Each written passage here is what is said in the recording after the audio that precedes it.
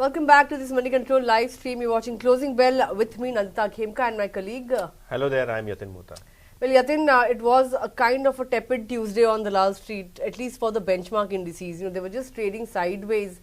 And in fact, the rally, the 13-day rally that we have seen has actually taken a pause today with both the Nifty and Sensex ending in the negative zone. But the broader end of the markets did well today. But Nifty, very flat, 1 point higher. So you could say there is a touch of green on the screen, even when it comes to the benchmarks. But Sensex, in fact, has snapped out of the gaining streak. Mid-cap index up somewhere around 0.3%. Small caps were outperforming today. It's the Nifty Bank index, that propped up the market in the last hour of trade, because the Nifty Bank index came off 500 points from day's low to end higher by about 250 points or thereabouts. And stocks like ICICI Bank, Axis Bank, HDFC Bank, all of these stocks ended off day's low. In fact, ICICI Bank, is now the third top gainer on the Nifty, with gains of somewhere around 1.5% or thereabouts. In terms of breadth, it was tilted towards gainers today. So 1:1. But of course, gainers, had more traction today. Aside of that, most of the sectors, apart from consumer durables, were in the red today. In terms of individual movers, life insurers were doing well. So SBI Life, HDFC Life, they were among the top gainers on the index. Shriram Finance, Bajaj Finserv, opened the day on the back foot, but managed to recoup losses and come back as a gainer on the index. But Bajaj Finance, on the other hand, ended the day with losses. Aside of Bajaj Finance, other losers were the likes of ONGC, Infosys. You had power names like NTPC not doing well. JSW Steel featured on the losers list, and even Eicher Motors. Of course, auto sales data came out a couple of days ago, and Enfield sales weren't all that encouraging, muted in line with expectations. But Yatin, stocks like Godrej Industries were high flyers, 15% kind of gains, lots of action, and there were a couple of block deals also today. Absolutely, and a lot of block deals in trade today, and especially if you look at the mid caps, a lot of activity there. We had Godrej Industries, as you were mentioning, 14% higher in trade, a good move coming in for that conglomerate stock. But JM Financial, that is also one stock which has hit a 52-week high, stock up 10%. Quest Corporation, Prism Johnson, all of that, doing well in trade. In fact, Quest Corporation also doing 8% in trade. Z Limited, after the, press statements and a lot of controversies, the stock is down 3.5%, for the top losers in Nifty 500. Signature Global, and that stock saw a big block deal. Post that, the stock was down almost 5.5%. So that is one space you need to watch out for. But the defense stocks were active in trade today. Hindustan Aeronautics, Mazgaon Dock, GRSC, because we have the Defense Acquisition Council meeting today, headed by the Defense Minister, which will be probably shelling out orders worth over 1.4 lakh crores. So that is the market expectations. Post that, defense stocks were quite active in trade today. That's true, Yatin. Defense stocks had actually taken a pause after the rip-roaring rally that they had seen. But now, all these orders and all these, cabinet nods that they are getting, it could actually spruce up some of these stocks once again. But they have, of course, made a comeback after the election day badgering as well.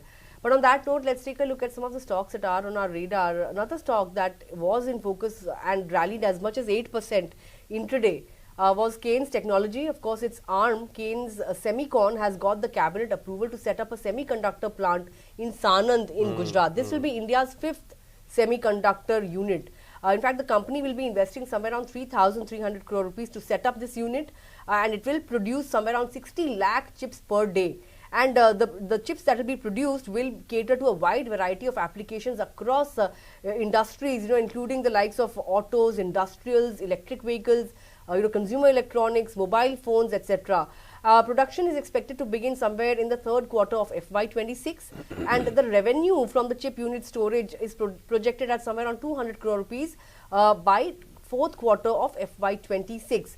At a utilization rate of 85%, the unit in fact has the potential to generate revenues to the tune of 4,000 crore rupees.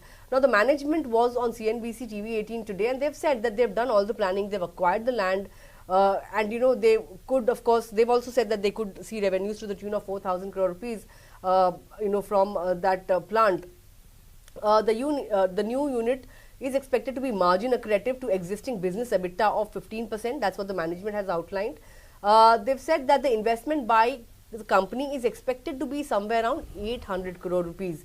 And they are planning to get superior margins, vis-a-vis existing margins after this plant gets operational.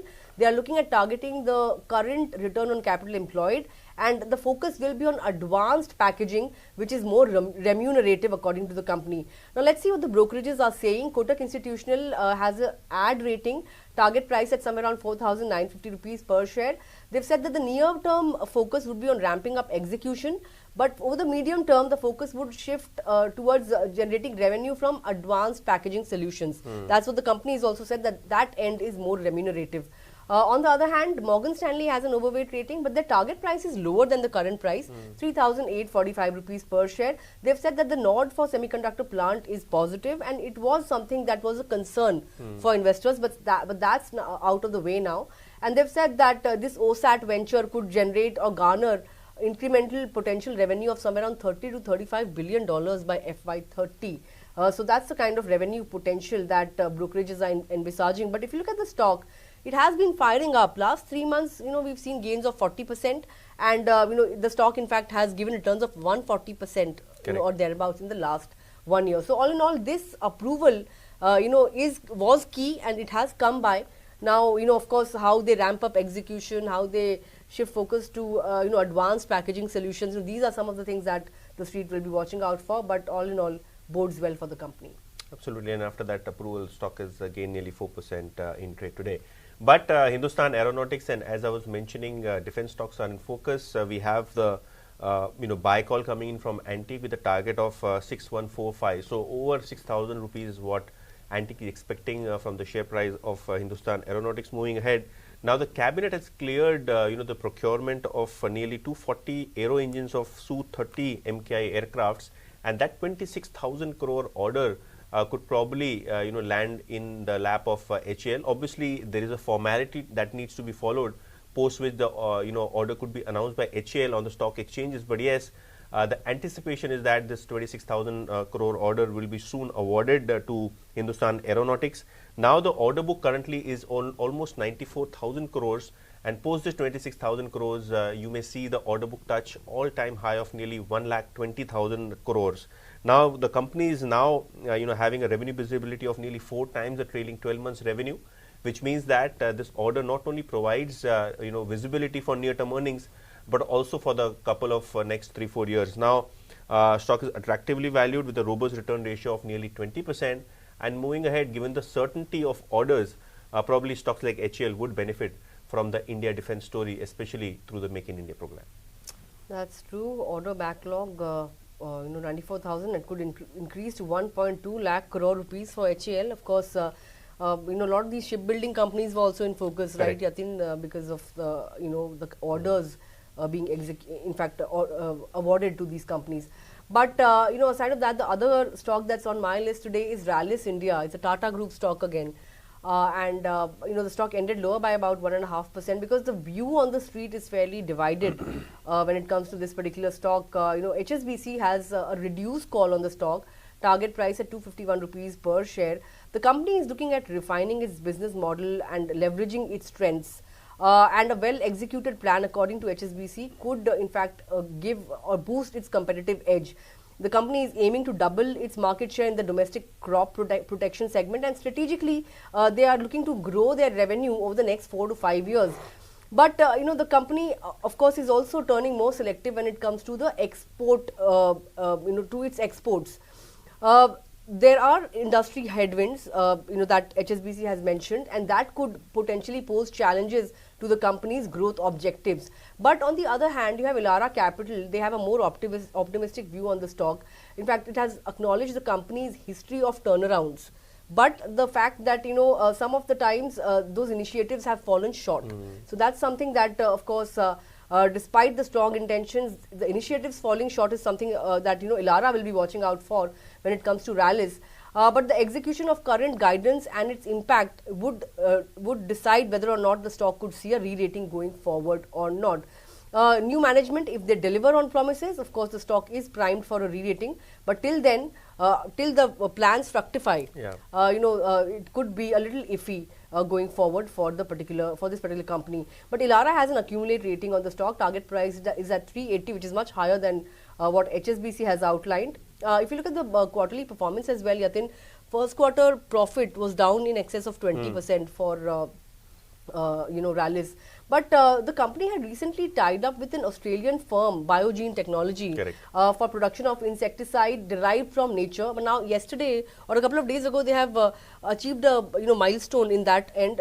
In fact, they have completed the pilot scale production of the insecticide. Now, the company is saying that it will look at supporting the global commercialization of the insecticide in the coming year. So that's another key point to watch out for. But looking at the stock performance, it has done fairly okay in the last 3 months. We've seen gains in excess of 30%.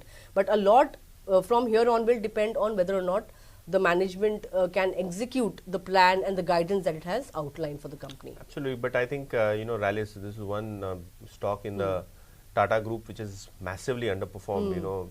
Even a person like Rakesh Jhunjhunwala had a large stake. They exited shares. And Tata Group bought those shares, but clearly Rallis hasn't done really very well, especially after the acquisition by the Tata Group. Alright, that was Rallis for you, and those were all the stocks that were on our radar this afternoon. But of course, we've ended on a very flat note today. Let's see what tomorrow has in store for us. But today, broader markets managed to make a comeback. But with that, we've come to the end of this edition of Closing Bell. Thanks a lot for tuning in. Stay tuned to Moneycontrol for all your other news and updates, and have a great evening.